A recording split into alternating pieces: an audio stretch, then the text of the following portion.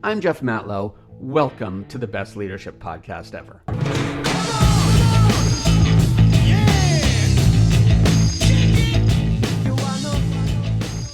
Let's talk about open door policies. And by the way, spoiler alert, I think they're crap.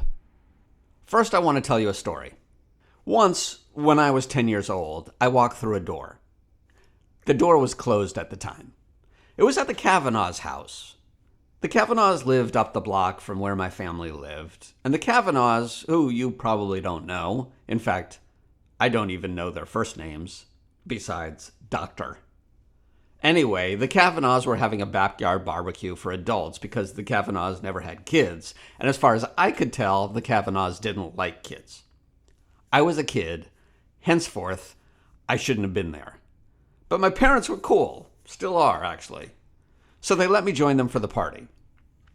So there I was, a fourth grader at a party with little to no other kids present. My mother and father were socializing in the backyard, and I was really trying to act grown up, because that's what 10-year-olds do when you're surrounded by a bunch of grown-ups.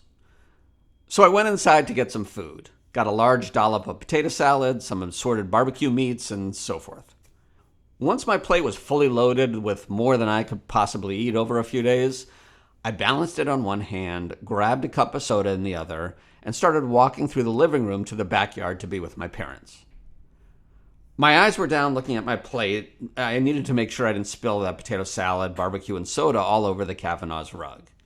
Ruining the rug is exactly what one would expect from a kid at a party full of grown-ups. And that's when I walked right through the door. It was a screen door. It was closed. I didn't notice that. It made a loud crash, loud enough for everybody at the party to immediately stop talking and look over at me.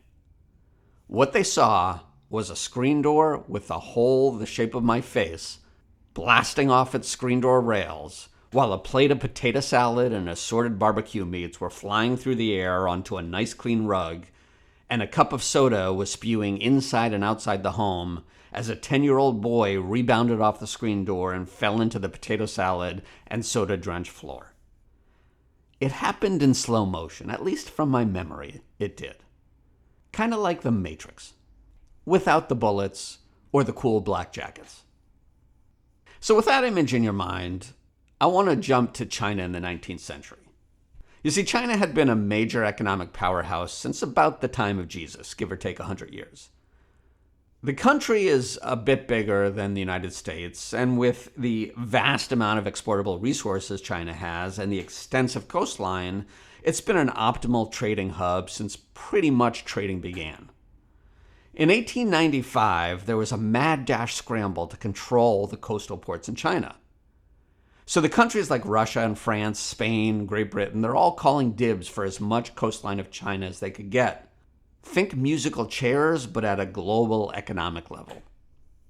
So the U.S. Secretary of State at the time, this guy John Milton Hay, who's not going to show up in any tests or crossword puzzles, he feared that there would be all these monopolies and that there would be economic fragmentation of China.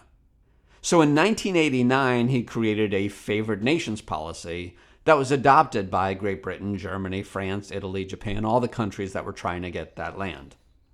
The biggest gist of this policy was that all countries would be treated equally in their trade with China. They'd all have access to the same ports, they'd all be taxed the same, and in every other way, the countries would be treated as equals in the China trade activities. The policy actually remained in effect until 1945, when things became a little hot under the collar, shall we say. I tell you all this not to give you a history lesson on 19th century economic trade policy with China, but instead to let you know the name of the policy that Secretary Hay created. It was called the Open Door Policy. And that, my friend, is how the Open Door Policy began. A long way away from how it's used today, but in many ways quite the same. An open door policy in trade is really similar to one in business. The basic idea is that all people have equal and open access to a resource. In world trade, it means keeping ports open. In workplace, it means keeping an office door open. Same thing, right? Mostly. Listen, I'm neither an economist nor a historian, so now that we know the etymology of the term open door policy, I'll just stop talking about economics. There's a benefit of an open door policy in a company, and basically it provides open access for all employees to give feedback on the company. The goal of an open door policy is to create more transparency in the company and create a trusting culture.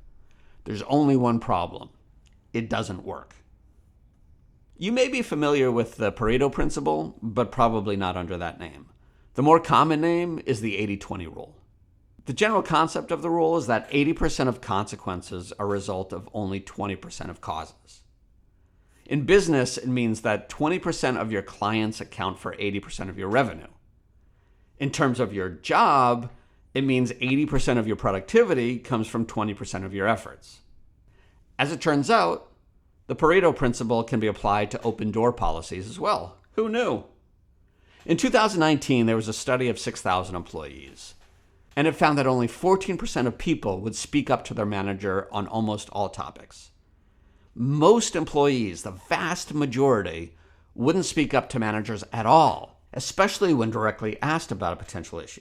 So if we apply this to the open door policy, you can expect only 14% of employees to feel comfortable actually walking in and having a tough conversation with the leader. So if you have 50 people in your company, that means you're only going to get proactive input from 7 of them. And there are a few problems with that. As a manager, you may be prone to think that if 7 people walked in and gave you feedback, it means everybody would walk in if they had something to say. They wouldn't. 43 other employees probably have something to say, but they're not going to walk through your door and tell you. Also, as a manager, you probably think those 7 people represent the entire company. They don't. Think of it this way. If we only allowed the loudest 14% of the country to vote on our laws, we'd probably have a much different country than we do now. Instead of 155 million votes in the presidential election, there'd only be 29 million, which is less than even California's population. Leaders often say they have an open door policy, and they feel great about saying that. The implication, though, is that it's no longer their fault if there are problems. They can let go of the responsibility and put it on you. It's easy for them to say, well, you should have told me I have an open door policy. The reality, though, is that it's extremely difficult for employees to have tough conversations with their manager. Let's go back to the Kavanaughs and my 10-year-old self for a second. I was nervous. I was distracted. I didn't want to screw up and regret it. I thought that I was walking through an open door, but instead I was blindsided and walked right into a complete disaster. That scenario is a perfect analogy for how employees fear that an open door is not really that open. There are a bunch of things that play into that fear.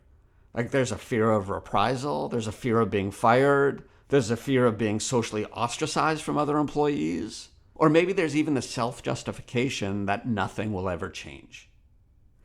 I didn't see that screen door when I was 10 years old, in the same way that employees don't always know the impact of their conversation until they walk right into it. Regardless of how transparent a leader is, there's only one reason for them to remain in an office, and that is to separate themselves from other employees. Which brings me to the actual door in this open door policy. Regardless of how transparent a leader is, there's really only one reason for them to remain in an office, and that's to separate themselves from other people. The office both keeps others out and keeps you in. Now, keep in mind, I believe in having private conversations. In fact, quite a few discussions are better not shared with everybody out in the open. But the leader who talks about transparency, yet spends the entire day stuck in a room not talking to others, is a hypocrite. Leaders can't abdicate responsibility for employee happiness by telling employees it's their fault if they don't speak up. That's wrong. When a door is open, both literally and figuratively, it means people can actually walk both in and out.